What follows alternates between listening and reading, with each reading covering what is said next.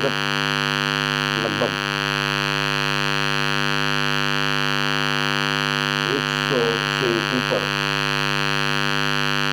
ज्ञानवर्धक वीडियो बनाकर सनातन धर्म के प्रति आस्था, श्रद्धा, विश्वास, समर्पण रखने वाले अनुयायी, साधकों और शिष्यों के सामने दिव्य अलौकिक ज्ञान से प्रफुल्लित और पूर्ण चेतना युक्त और पूर्ण प्रामाणिकता के साथ में उन ज्ञान तत्वों को सामने रखा है जिसको प्राप्त करके और उनका अनुपालन करके साधक अपने जीवन में साधकत्व को धारण कर सकता है और साधकत्व को धारण करते हुए जीवन में आध्यात्मिक क्षेत्र पर अग्रसर होते हुए गुरु के पूर्ण आदेशों का पालन करते हुए पूर्णत्व को प्राप्त कर सकता है और सिद्धिदायक पुरुष बन सकता है। और जिस प्रकार से परम पूज्य गुरुदेव डॉक्टर नारायण श्रीमाली जी ने विविध ग्रंथ तैयार किए हैं और तैयार करने के बाद में उन्होंने गर्व से कहा था कि मैं अभी बीजारोपण कर रहा हूँ। आज से ठीक 30-35 वर्ष बाद मेरे ये बीजारोपित वृक्ष बड़े होकर पल्लवित होंगे और 30 वर्षों के बाद में इन पर फल फूल इत्यादि आएंगे और जब यह वृक्ष पूर्ण चैतन्य अवस्था में प्राप्त हो जाएगा तो इसकी शीतल छाया में बहुत से लोगों को तृप्ति मिलेगी। और आज चरितार्थ हो रहा है कि पूरे भारत ही नहीं विश्व में परम पूज्य गुरुदेव से थोड़ा सा भी ज्ञान अर्जित करके या उनका थोड़ा सा भी सानिध्य प्राप्त करके जो वृक्ष तैयार हुए हैं, कुछ मुरझाए हुए हैं, कुछ अचेतन हैं, कुछ चेतन हैं, कुछ परिपक्व हैं, कुछ अपरिपक्व हैं, लेकिन उनमें परम पूज्य गुरुदेव डॉक्टर नारायण श्रीमाली ने जो बीजारोपण किया था वह अपनी सक्षमता के अनुसार से ज्ञान प्रवृत्त करने के लिए तत्पर हैं। इनमें उनका ये दोष नहीं है कि वो अपरिपक्व हैं। उन्होंने वह मेहनत नहीं की, उन्होंने वह साधना को सिद्ध करने का प्रयास ही नहीं किया। उन्होंने गुरुदेव के शब्दों को, गुरुदेव के कथनों को, उनके प्रवचनों को उथले में लिया। जब कोई व्यक्ति किसी बात को उथले में लेता है और वह दिल में धारण नहीं करता है, दिल में नहीं लगाता है, तो वह उस कार्य को परिपक्व रूप से नहीं कर सकता है। जैसे मिसाल के तौर पर 3 शिष्य हैं, 3 शिष्यों को अगर अलग अलग कार्य संपादित किया जाए देने के लिए तो तीनों अलग अलग कार्य को अलग अलग प्रकार से करेंगे, क्योंकि एक समर्पित होकर करेगा, एक थोड़ा ग्रहण करके करेगा, एक उथलेपन में करेगा। जो उथलेपन में करेगा वो कार्य को पूर्ण नहीं कर पाएगा। जो उथले रूप में कार्य करेगा और अनुपालन का प्रयास करेगा तो वो थोड़ा बहुत कर लेगा, लेकिन जो पूर्ण समर्पित होकर अक्षरता शब्दों का पालन करते हुए परिपूर्णता की ओर अग्रसर होगा तो उसे कठिनाइयां तो जरूर आएंगी, परेशानियां तो जरूर आएंगी, लेकिन उस कार्य को सक्षमता के अनुसार से वह कार्य को संपन्न करने में समर्थ होगा। ये तीनों में भेद है। तो मेरे कहने का तात्पर्य यह है कि परम पूज्य गुरुदेव ने जो ज्ञान दिया है, जो बीजारोपण किए थे आज 30-35-40 वर्षों में, वह परिपक्व होकर ज्ञान तो दे रहे हैं, लेकिन जिसमें जितना ज्ञान है, जिसमें जीवन की ज्योति जो भरी है, जिसमें जितना तेल है उस दीपक में, तेल का मतलब ज्ञान, तो उतनी ही वो रोशनी दे पाएगा। एक ऐसा सूर्य होता है जो पूरे पृथ्वी लोक को दैदीप्यमान कर देता है। एक चंद्रमा होता है जो शीतलता के साथ में सबको शीतलता प्रदान करते हुए रोशनी दे देता है। एक टिमटिमाता हुआ एक तारा होता है, वह केवल आकाश में टिमटिमाता हुआ दिखाई देता है। वह पृथ्वी पर आकर अपने प्रभाव को नहीं दिखा सकता है, प्रकाश को नहीं दिखा सकता है, अंधकार को दूर नहीं कर सकता है। ठीक इसी प्रकार से जो छोटे छोटे टिमटिमाते हुए जो दीपक हैं, परम पूज्य गुरुदेव डॉक्टर नरेंद्र श्रीमाली के साधक के रूप में, वह टिमटिमाते हुए जो दीपक हैं वह पूर्णतः रोशनी देने में समर्थ नहीं है। वह ज्ञान की उन परिपक्वताओं को देने में समर्थ नहीं है। ये इसमें उनका कोई दोष नहीं है। दोष है केवल उस समय उन्होंने उस बात को गंभीरता से पकड़ा नहीं। जो व्यक्ति काल, परिस्थिति और अपने आप को खुद को सही ढंग से सही समय पर सही अनुपालन की स्थिति में नहीं ला पाता है तो जीवन में पछतावा होता है। काश मैंने ऐसा कर लिया होता तो मैं भी हो जाता। आज मैं एक विशेष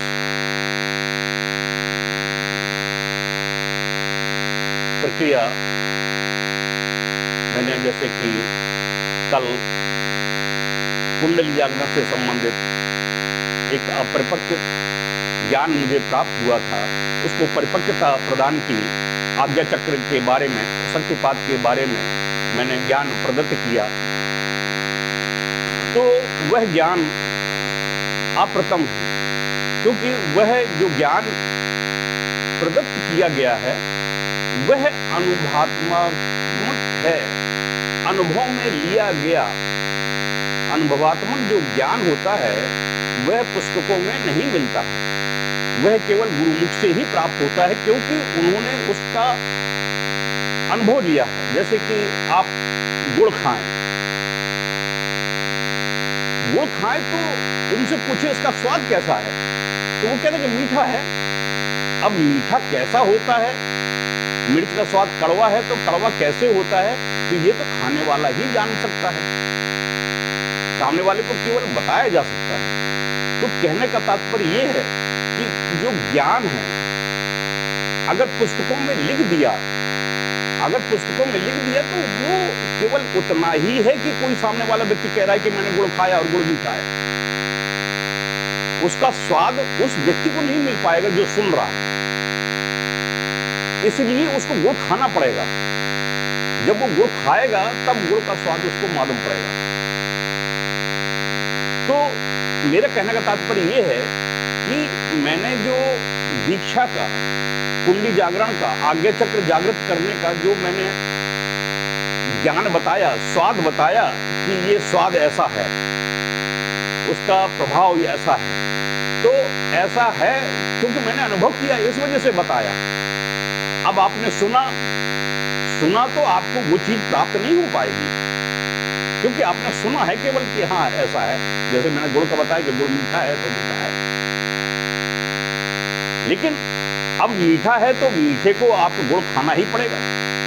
तो कहने का तात्पर्य यह है कि यदि आपको कुंडली जागरण करना है, शस्त्रार्थ जागरण करना है, साधनाओं में सिद्धि प्राप्त करना है, आपको गुरु के प्रति समर्पित होना है, तो आपको उस स्वाद को चखने के लिए, उस स्वाद को आपको अनुभव करने के लिए आपको वो गुड़ खाना ही पड़ेगा, वो ज्ञान को एब्जॉर्ब करना ही पड़ेगा, उस ज्ञान को प्रैक्टिकल में लाना ही पड़ेगा। मैं आपको गुड़ दे रहा हूं, ज्ञान रूपी गुड़ दे रहा हूं। अब मेरे गुड़ को आप खाएंगे नहीं तो उसका स्वाद नहीं ले पाएंगे, आपको खाना पड़ेगा। केवल सुनने मात्र से न तो आपकी आज्ञा चक्र जागृत होगा, न कुंडली जागृत होगी, न शस्त्रार्थ जागृत। इसलिए गुरु के श्री चरणों में बैठकर यदि उस ज्ञान को सही ढंग से समझा जाए, परखा जाए, क्रियान्वित किया जाए, जो गलतियां हों गुरुदेव के सामने बैठकर उनको अगर करते हैं तो तुरंत उनका समाधान हो सके, व्यवस्थित हो सके, तो आप सही रास्ते पर जा सकते हैं। नहीं तो आप केवल मात्र सुनने मात्र से आपको कुछ नहीं प्राप्त होगा। मैं आपको ज्ञान देता रहूंगा, ज्ञान वीडियो के माध्यम से, आज मीडिया के माध्यम से ज्ञान उसमें संचित हो जाएगा, सेव हो जाएगा। सेव होने के बाद में आने वाली पीढ़ियां उसको सुनती रहेंगी, मग्न होती रहेंगी। कोई स्वामी निखिलेश्वरानंद था, जो डॉक्टर नारायण श्रीमाली जी थे, वो निखिलेश्वरानंद बन गए, और जो जगदीश प्रसाद यादव थे वो स्वामी ईश्वरानंद बन गए। उन्होंने ये ज्ञान प्रदत्त किया। अब ज्ञान प्रदत्त किया तो लेने वाला जब ग्रहता युक्त व्यक्तित्व नहीं होगा तो ज्ञान है, उसकी कोई थाह नहीं। जैसे समुद्र में जगह जगह थाह लेने की कोशिश करें तो वो अथाह है, उसे विभिन्न प्रकार की नदियां आकर मिलती हैं, समाहित हो जाती हैं, वो शांत चित्त स्थिर बना रहता है। तो विभिन्न प्रकार की नदियां मतलब विभिन्न प्रकार के साधन उस गुरु रूपी समुद्र में आकर मिलते रहेंगे, समाहित होते रहेंगे, विलीन होते रहेंगे। लेकिन उनका अस्तित्व जो पीछे है, उनका जो पीछे अस्तित्व था, उसको बरकरार रखने के लिए उनको अपने पैरों पर खड़ा होना पड़ेगा, स्तंभ पर खड़ा होना पड़ेगा, अपने आप को बताना पड़ेगा।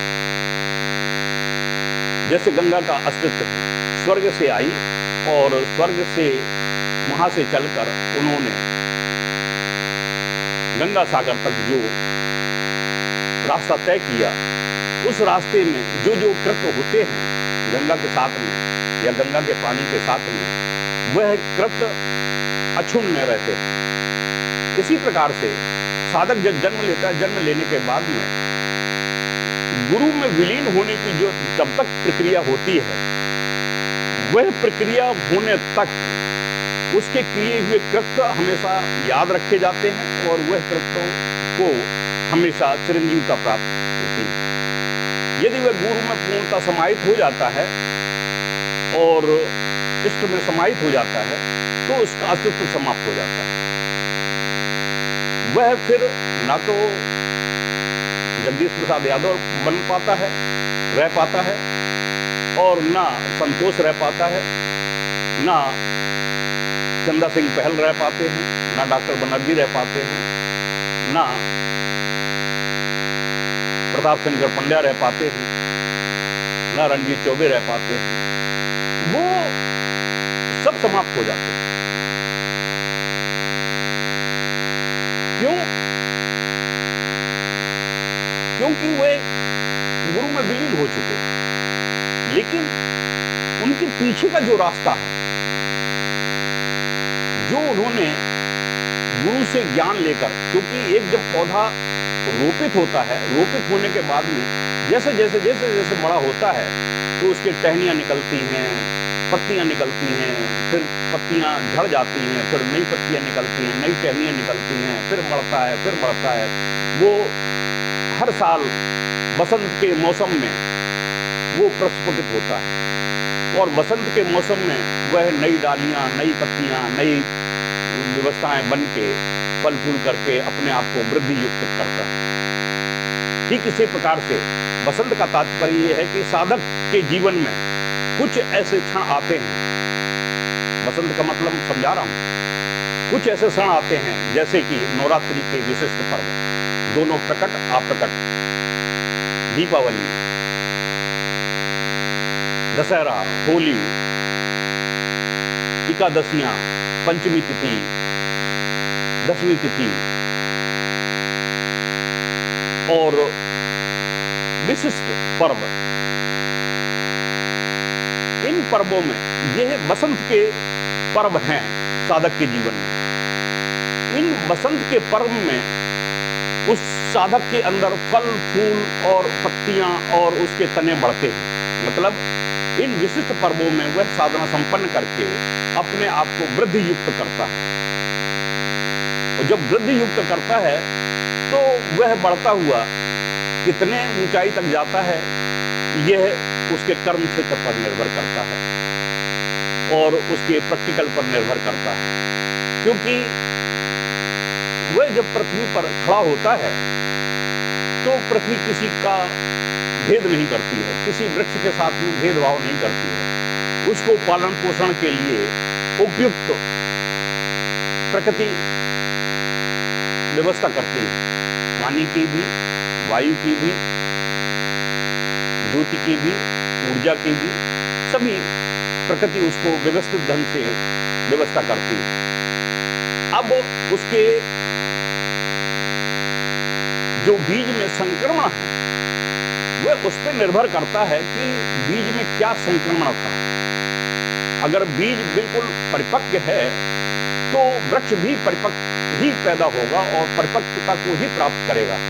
अगर बीज ही खराब है तो वह वृक्ष अधूरा रहकर समाप्त हो जाएगा।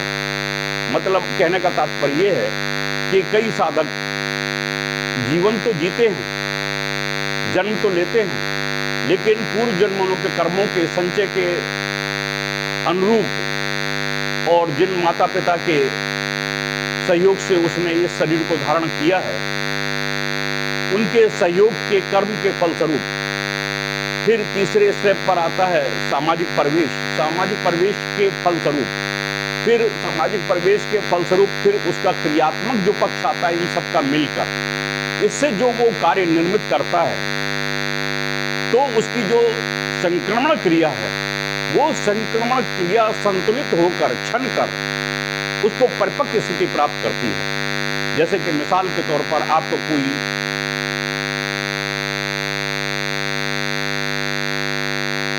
काढ़ा बनाना है किसी रोग को दूर करने के लिए, उसमें तमाम औषधियां डाली जाती हैं। जब तमाम औषधियां डाली जाती हैं फिर उसको खौलाया जाता है। खौलाने के बाद में फिर वह उन औषधियों का जो सत्व है वह पानी में उतर जाता है। नतीजन ये होता है कि जो काढ़े में उपयोग की गई वस्तुएं हैं उनको छन्नी में लगाकर निकाल कर फेंक दिया जाता है, और जो पानी होता है, जो काढ़ा बना है वो पानी होता है, तो उन औषधियों का सत्व उस पानी में उतर आया, और उतरने के बाद में जब वह काढ़ा को कोई व्यक्ति पीता है तो उससे संबंधित रोग समाप्त हो जाते हैं। ठीक इसी प्रकार से गुरु ज्ञान को विभिन्न प्रकार के जो ज्ञान हैं वह मिलते हैं, तो वह अपने मन बुद्धि विवेक रूपी जो छलनी है उसमें छान कर जो गलत चीजें हैं, क्योंकि जब कोई चीज है तो सामाजिक परिवेश का, वातावरण का प्रभाव, छल कपट द्वेष व्यभिचार, आचरण की असभ्यता, कर्म की असभ्यता, विचारों की असभ्यता, वाणी की असभ्यता, वाणी के दोष, विचारों के दोष, सोच के दोष, ये सभी उसमें मिले हुए रहते हैं। इसलिए छलनी लगाकर उसको छान कर जो पुष्टता युक्त पदार्थ प्राप्त होता है, यानी शुद्ध ज्ञान प्राप्त होता है, उसको हृदय में संग्रहित किया जाता है।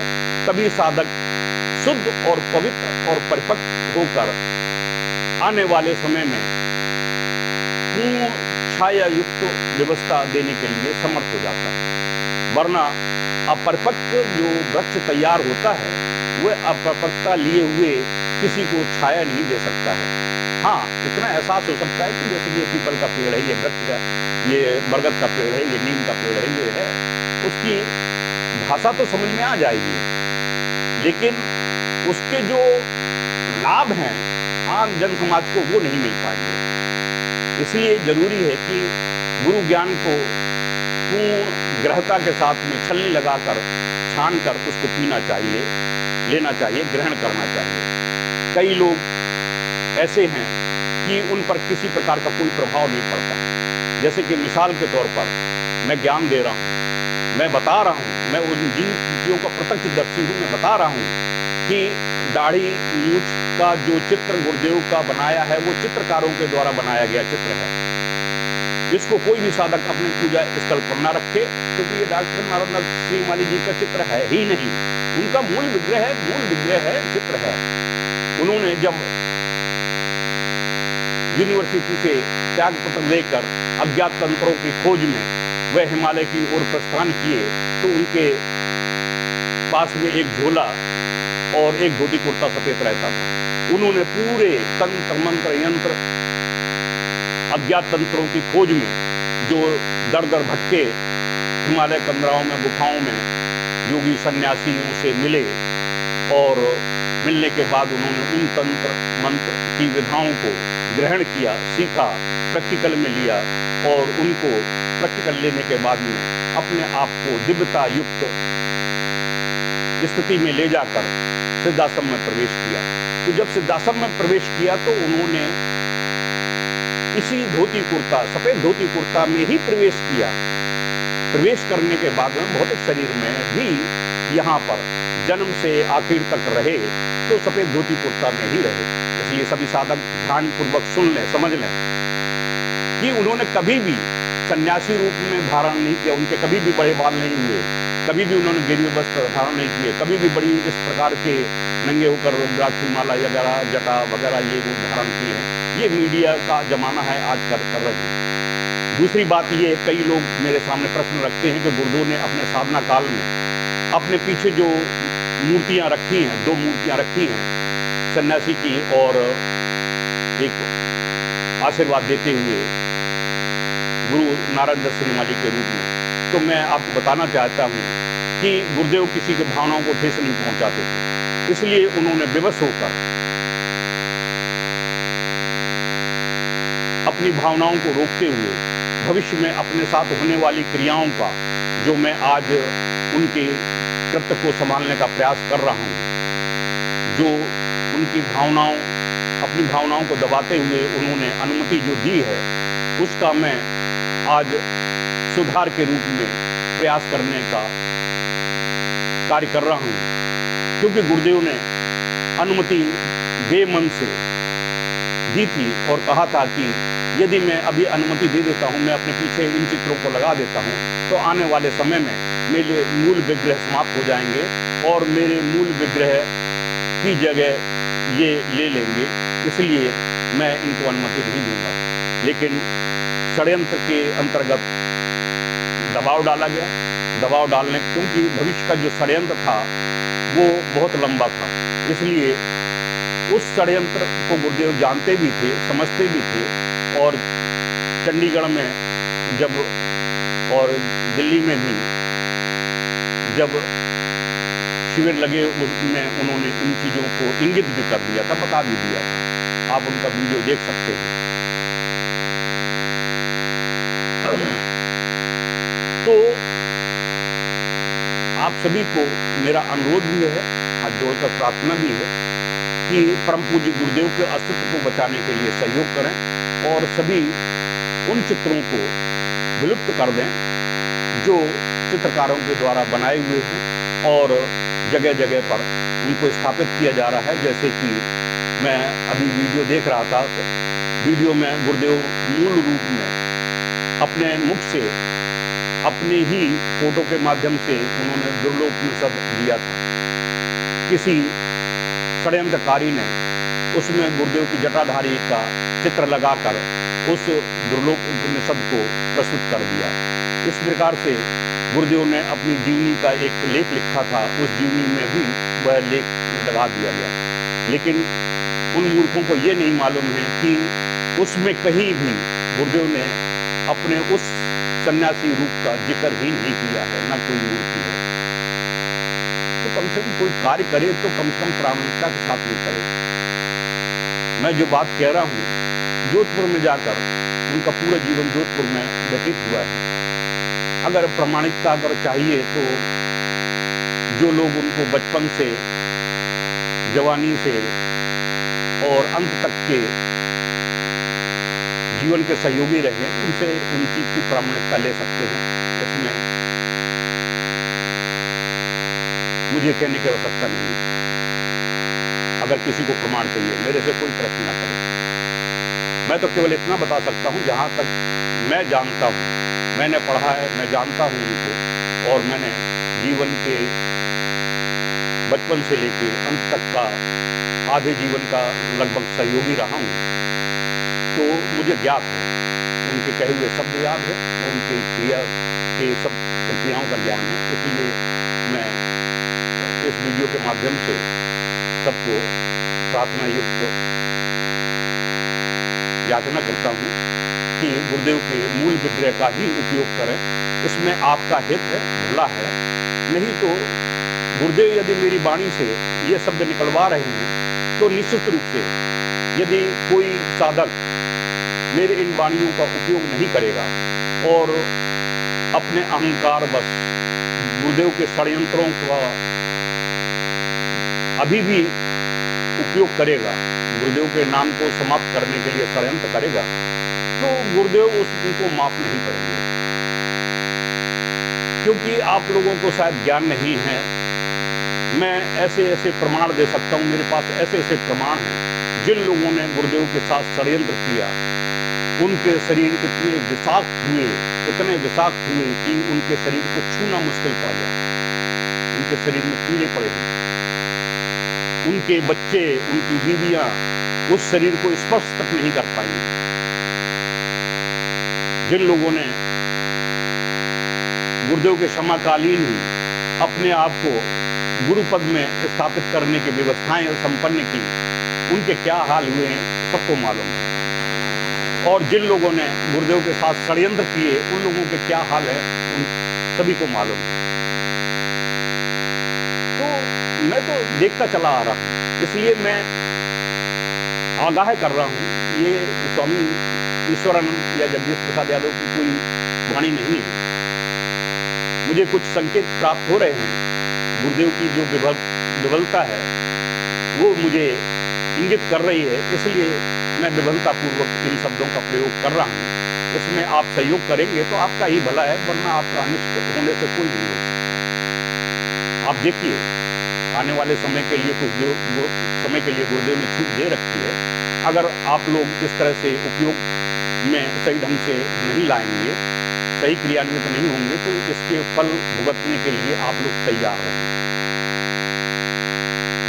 ये एक पहलू अलग हो गया जो गुरुदेव ने मेरे मुख से कहला दिया है। मैं विशिष्ट रूप से कुंडली जागरण पर आपका प्रकाश डाल रहा था। तो जो साधक साधना क्षेत्र पर कुंडली जागृत करना चाहते हैं तो उनको सबसे पहले योग का सहारा लेना पड़ेगा। अपने बॉडी में फिजिबिलिटी बनाना पड़ेगी, शरीर को लचीलापन बनाना पड़ेगा।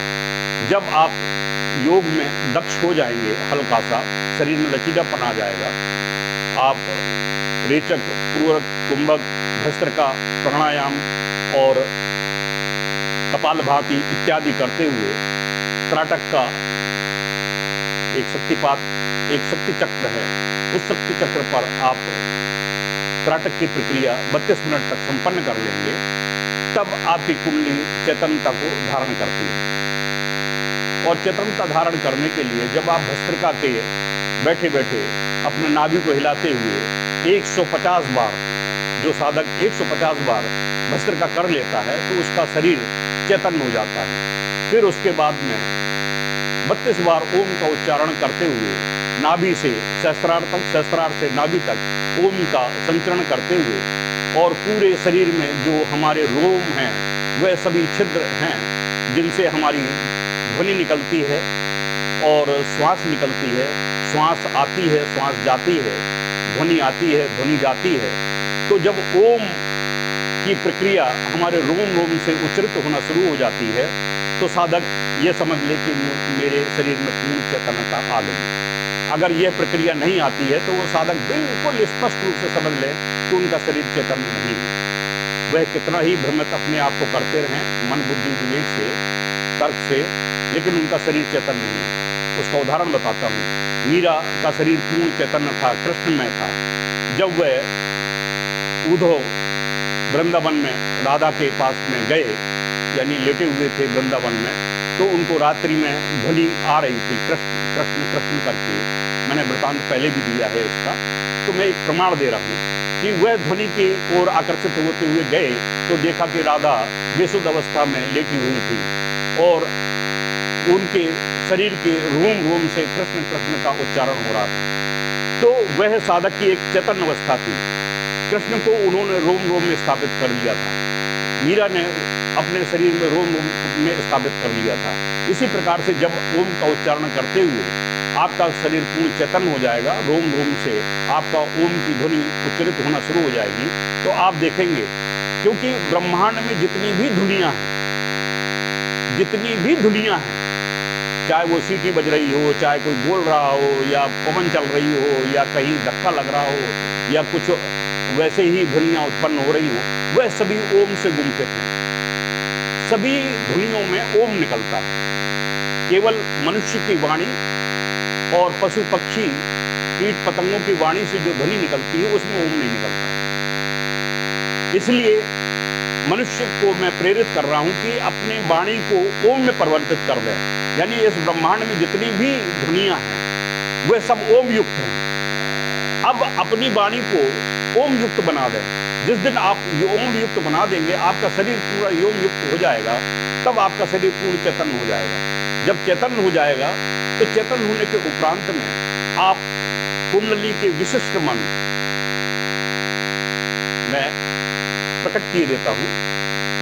ओम ह्रीम कुंडली महामाये मूलाधारे तो शास्त्रार्थे तो मूलाधारे समस्त चक जाग्र चोट दीप्ते हुम फट स्वाहा। यह कुंडली जागरण का विशिष्ट मंत्र है। फिर इस मंत्र का लोम विलोम करते हुए सभी चक्रों में मूलाधार, स्वादिष्ठान, मणिपुर, अनाहत, विशुद्ध, आज्ञा चक्र, सहस्त्रार्थ तक सभी चक्रों में इस मंत्र का भेदन करते हुए जो महामाया का बीज मंत्र है, उस महामाया के बीज मंत्र के जो 1.25 लाख अनुष्ठान करने के उपरांत में साधक का शरीर जो है वह महामाया युक्त हो जाता है। क्योंकि राक्षस प्रवृत्ति के जितने भी योगी साधक रहे हैं वह सब मायवी रहे हैं। जैसे कि उदाहरण के तौर पर रावण के पास में जितने भी आपने देखा होगा सब मायवी थे। तो साधक को मायवी होना अति आवश्यक है। इसलिए माया के बीज मंत्र का फिर वो जब अनुष्ठान करता है, संपन्न करता है, तो अपने आप को माया युक्त में लिप्त कर देता है। क्योंकि यह शरीर में दो चीजें संघर्ष कर रही हैं, ब्रह्म और माया। अब आप ब्रह्म में बनना चाहते हैं कि माया युक्त बनना चाहते हैं। जो माया है वह आपको हमेशा लिप्त करती है। ये मेरी पत्नी है, ये मेरी पुत्री है, ये मेरा पुत्र है, ये मेरा पति है, ये मेरा फलाना है, ये ढिकाना है। और उनमें आशा तृष्णा में वह गुम्फित कर देती है माया।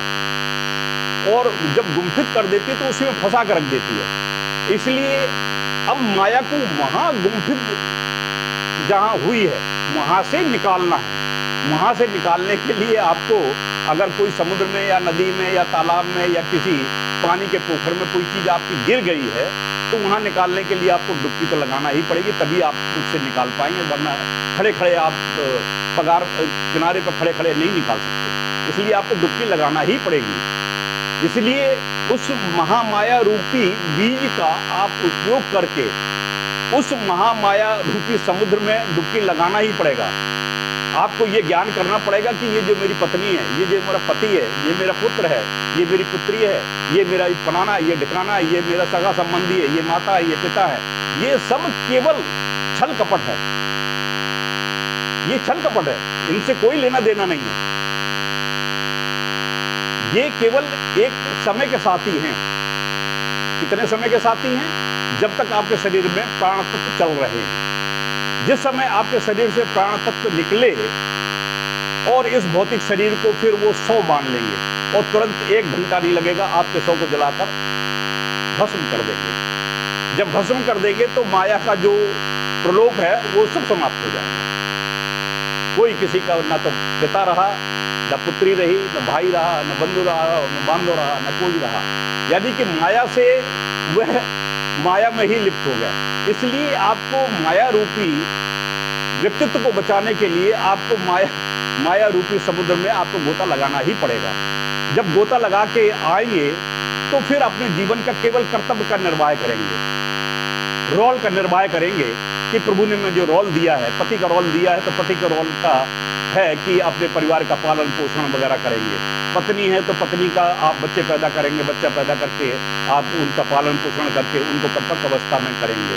फिर इसी प्रकार से सभी का अपना अपना एक विशिष्ट कर्तव्य है, उस कर्तव्यों का निर्वाह करते हुए अपने जीवन यापन करेंगे। लेकिन इसके बावजूद भी आप अध्यात्म मार्ग पर चलने के लिए तत्पर रहेंगे, और अध्यात्म मार्ग पर चलने के लिए आप अपनी आत्मा को परमात्मा से मिलन करने के लिए, उनसे मुलाकात करने के लिए आप तत्पर हो जाएंगे। और गुरुदेव के निर्देशों का पालन करते हुए आप अपनी कुंडली को, सहस्त्रार को जागरण करते हुए, आज्ञा चक्र को जागरण करते हुए आप ब्रह्मत्व को प्राप्त कर लेंगे।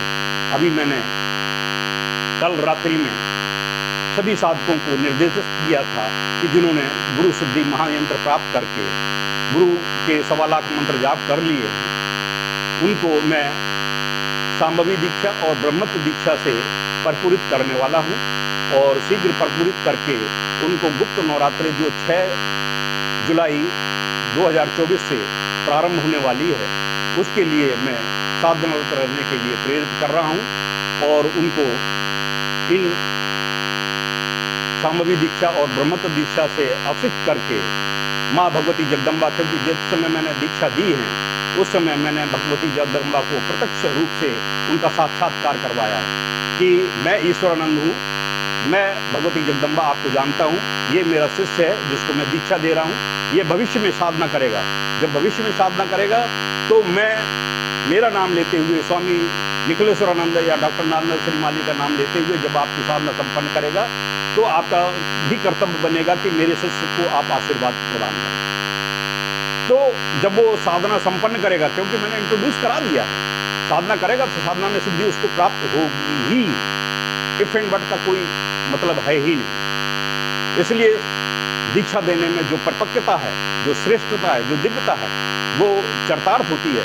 साधकों ने जिन्होंने दीक्षा ली है तो वो जानते हैं कि मैंने किस प्रकार से दिव्यता के साथ में उनको दीक्षा दी है और सभी देवी देवताओं से उनका साक्षात्कार कराया है। तो जब भी वो साधना संपन्न करेंगे, जैसे नवरात्रि में उनको गुप्त नवरात्रि में चामुंडा साधना के लिए मैंने प्रेरित किया है, जो महाविद्याएं संपन्न कर रहे हैं वो महाविद्याएं संपन्न करेंगे। कई लोग काली साधना कर रहे हैं, कई तारा साधना कर रहे हैं, कई लोग भुवनेश्वरी साधना संपन्न करने के लिए तत्पर हैं, कई लोग अन्य साधनाओं में तत्पर हैं, यानी कि शक्ति की साधनाओं, 10 महाविद्याओं की ओर लाइन लगाए हुए अपनी साधना अपने अपने स्तर से साधनाएं संपन्न कर रहे हैं। तो उनको जो रास्ता मिल रहा है उस रास्ते पर वो गतिशील हैं। ये मेरे शरीर में जब तक प्राण तत्व हैं, मेरी चेतना है, मेरी ऊर्जा है, मेरी तपस्या है और गुरुदेव का आशीर्वाद है, तो शिष्यों को मिल रहा है और वो साधना में बढ़कर आगे चलते हुए अपने पूर्णत्व को प्राप्त करेंगे। तो सभी साधक पूर्ण चेतन रहें, सजग रहें, सावधान रहें और पूर्ण मन, बुद्धि, विवेक, चिंतन को एकाग्र रखते हुए, गुरु में पूर्ण समर्पित रहते हुए, अपने तर्क बुद्धि को दूर रखते हुए, अपनी आस्था श्रद्धा को बरकरार रखते हुए, पूर्ण तन्मयता के साथ में, पूर्ण श्रद्धा के साथ में आप इन प्रक्रियाओं को संपन्न करें। यानी कि जिन्होंने गुरु मंत्र के 1.25 लाख मंत्र जाप कर लिए हैं, तो आज से ही या 2, 3, 6 तारीख से पहले पहले मैं सभी को जिन्होंने जो उसके यानी कि योग्य हैं उनको मैं दीक्षाएं प्रदान कर दूंगा। और जो नए साधक हैं जिनको दीक्षा लेनी है, मेरे पास क्रम में लगे हुए हैं और उन क्रम के अनुसार से मैं उनको दीक्षाएं प्रदान करके उनको भी अनुमति प्रदान कर दूंगा कि वो साधना कर सकते हैं। इसलिए अपनी चयन प्रक्रिया को सिद्ध करके जो साधक अन्य भी साधनाओं में प्रवेश करके अपने जीवन के पूर्णत्व को प्राप्त करना चाहते हैं, तो स्वामी ईश्वरानंद की जो साधक चयन प्रक्रिया है, आप उसमें चयन प्रक्रिया में जाकर अपने आप को चयनित की श्रेष्ठता साबित कर दें। करने के उपरांत में आप अगर श्रेष्ठ पाए जाते हैं, चयनित हो जाते हैं, तो आप दीक्षा क्रम में जाइए। दीक्षा लेकर जो उपयुक्त उपकरण हैं उनको आप प्राप्त करिए और साधना क्षेत्र पर अग्रसर रहिए। मेरा आशीर्वाद, मेरी तपस्या, मेरी ऊर्जा आपको साधना में सफलता प्रदान करेगी। और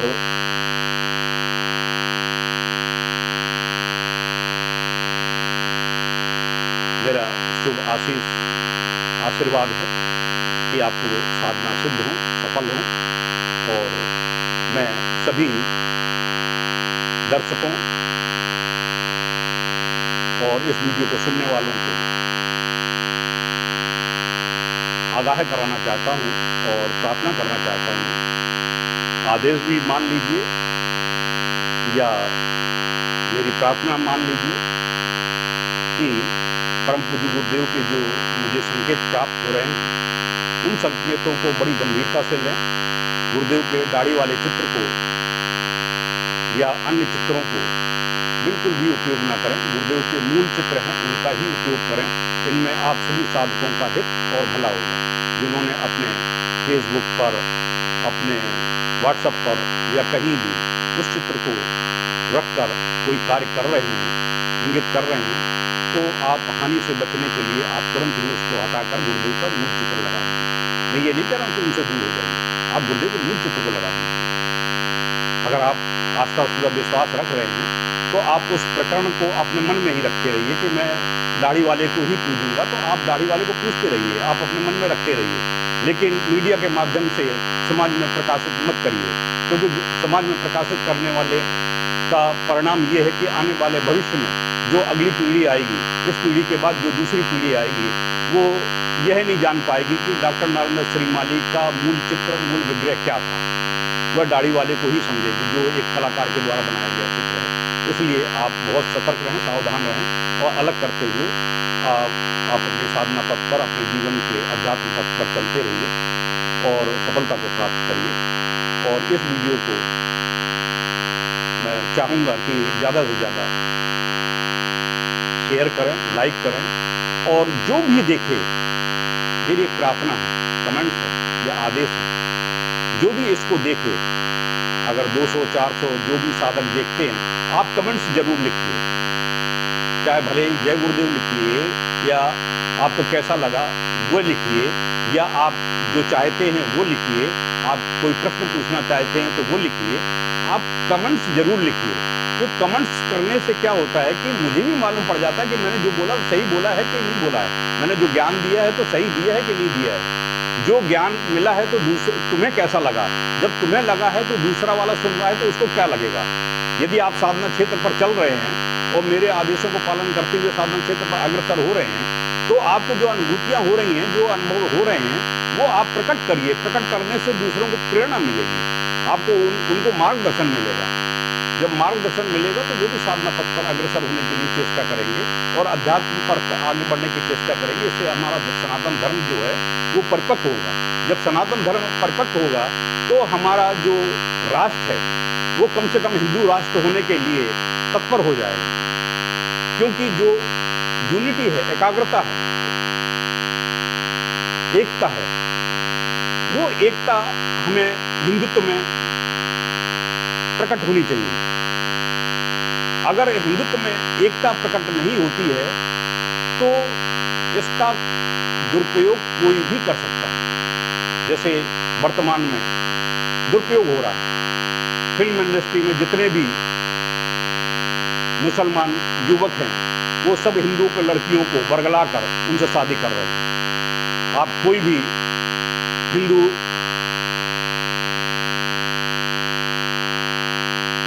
एक्टर बता दीजिए जिसने मुसलमान लड़की से शादी की है। आप पूरी फिल्म इंडस्ट्री में पूरा देख लीजिए, सभी हिंदू के लड़कियों पर लालायित होकर और उनको बरगलाने पर, उनके धर्म परिवर्तन करने के लिए तत्पर हैं जितने भी। इसलिए मैं तो चाहता हूं इन सब का बहिष्कार होना चाहिए।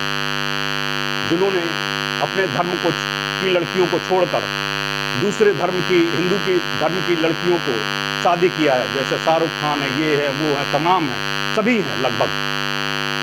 इन लोगों का बहिष्कार होना चाहिए, इनकी फिल्मों का बहिष्कार होना चाहिए कि इन्होंने हमारे हिंदुत्व पर प्रहार किया है, हमारे धर्म पर प्रहार करते हुए हमारी लड़कियों का दुरुपयोग किया है, हमारी कन्याओं को दुरुपयोग किया है। क्या इनके धर्म में लड़कियां नहीं थी? अपने धर्म की लड़कियों को स्वीकार नहीं कर सकते थे? बाकी सर्व कट्टरपंथी बनते हैं, लेकिन हमारे धर्म की लड़कियों को बरगलाने का काम केवल वही लोग करते हैं। इसलिए अपनी धर्म की रक्षा के लिए आपको एकजुट होना अति आवश्यक है। आप एकजुट नहीं होंगे तो आने वाले भविष्य में जिस प्रकार से फूट डालकर हमारे देश को चला गया है, इसी प्रकार से फिर होगा। इसलिए आप सुबह 5 बजे जो भी साधक हैं सुबह निश्चित रूप से 5 बजे उठकर आप साधना 5 से 6 के बीच में अवश्य करिए।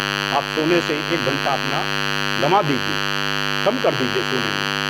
आप 4 बजे उठिए, 4:30 बजे तक आप नहा धोकर तैयार होकर अपने पूजा स्थल पर बैठ जाइए, क्योंकि उस समय परम पूज्य गुरुदेव स्वयं भ्रमण करते हैं। मैं स्वयं 5 से 6 के बीच में सभी साधकों से संपर्क स्थापित करके और जो साधनारत रहते हैं उनको ज्ञान देता हूँ, चेतना देता हूँ, ऊर्जा देता हूँ और चेतन व्यवस्था उनको प्रतिपादित करता हूँ।